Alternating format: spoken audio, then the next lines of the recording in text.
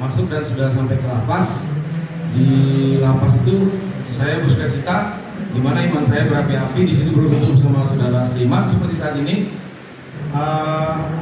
Namun di tengah jalan api iman itu hilang, kemudian dimulai dari saat itu saya komit pada diri saya untuk saat ini Tuhan kita putus dulu. Itu kira-kira bahasa manusianya.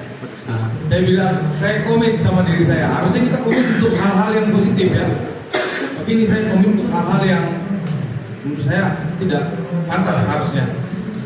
Saya komit bahwa saya bilang sama Tuhan, kalau kayak gini ceritanya kita putus dulu. Dan sampai saat di sel pun saya masih juga berpikir bahwasanya oke Tuhan, apalagi mau tes apa lagi gitu, kayak menantang Tuhan. Namun ya itu dikarenakan saya berada di circle yang memang Tuhan rencanakan. Saya ada di antara saudara-saudara semua, ada bersama saudara-saudara saya, ada Bang Arif, satu kamar Wan saya Polo, Ancon, dan kawan-kawan lainnya, saudara-saudaranya ada di kamar. Pelan-pelan saya kembali kepada Tuhan. Dan seperti yang kita semua ketahui, ketakutan kita yang ada dalam penjara ini cuma satu sebelum kita putus. Apa nanti kira-kira yang akan terjadi dengan kondisi kita? Betul? Betul kan? Betul. Kasus saya narkoba, BB saya 1,5 kilo. Kira-kira gambaran yang ada di saudara-saudara semua pastinya yang luar biasa yang akan saya tuntut dapat tuntut berapa, atau vonis saya dan wakil saya berapa. Namun dimulai dari satu hari di mana saya merasa gugup, saya merasa takut, saya bilang Tuhan ya, saya nyerah. Komitmen yang kemarin kita putus aja dulu. Itu selesai, saya serahkan seluruhnya di dalam tangan Tuhan. Apapun nanti kedepannya, itu saya terima.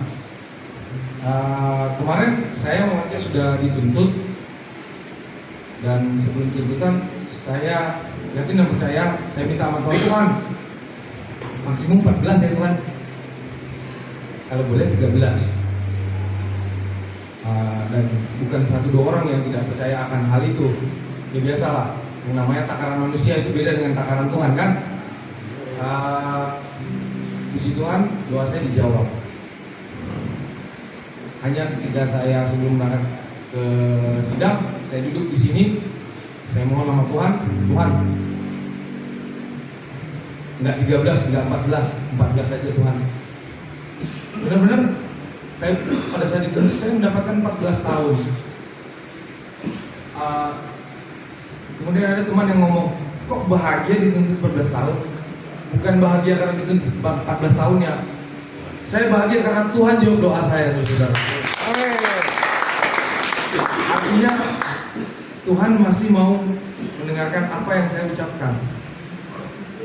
Dan itu intinya cuma satu, balik kanan pada Bapa.